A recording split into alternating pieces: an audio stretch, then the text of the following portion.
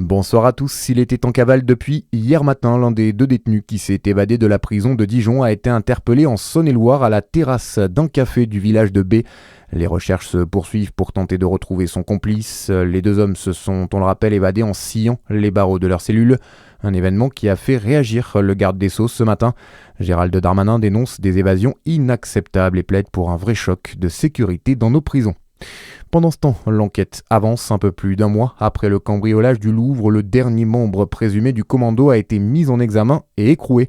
Le suspect originaire de Seine-Saint-Denis a été interpellé mardi sur un chantier à Laval. Il est déjà connu de la justice, condamné 6 fois pour diverses infractions selon le parquet, notamment recel de vol et proxénétisme aggravé. 3 autres hommes sont déjà sous les verrous. Les bijoux, quant à eux, sont toujours introuvables. Dans l'actualité également, après les collèges, Emmanuel Macron veut interdire les portables dans les lycées. L'année prochaine, le chef de l'État souligne les dangers de l'addiction aux écrans, notamment les conséquences sur la santé mentale. Une grande campagne de communication et de prévention à l'égard des parents sera également lancée.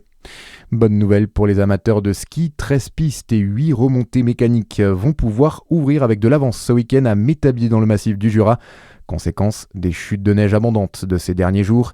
Près de la moitié du domaine sera accessible dans les secteurs de Métabier et Super-Longeville.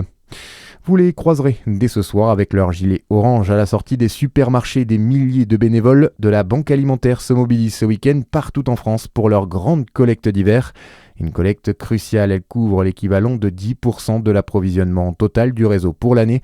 L'an dernier, 83 tonnes de denrées avaient été récoltées en Côte d'Or, 62 tonnes dans le Jura. Elle se lance dans la compétition. L'équipe de France féminine de handball fait ses débuts en Coupe du Monde ce soir.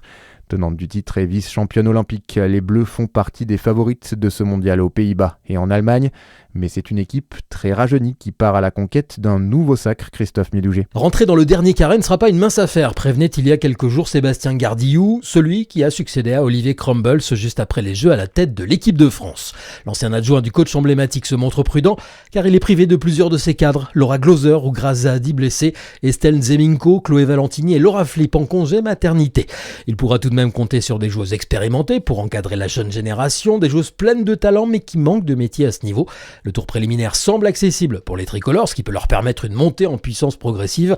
Atteindre les demi-finales sera le minimum syndical pour le jeune sélectionneur et ses troupes, un peu plus ambitieuses que ça. L'équipe de France qui débute ce mondial féminin de handball ce soir face à la Tunisie à 20h30. Notez que les handballeurs dijonnais sont aussi sur les parquets. Ce soir, le DMH se déplace à Nîmes à 20h. Une rencontre dans le cadre de la 12e journée de Star League. Voilà pour l'essentiel. Excellente soirée sur Fréquence Plus.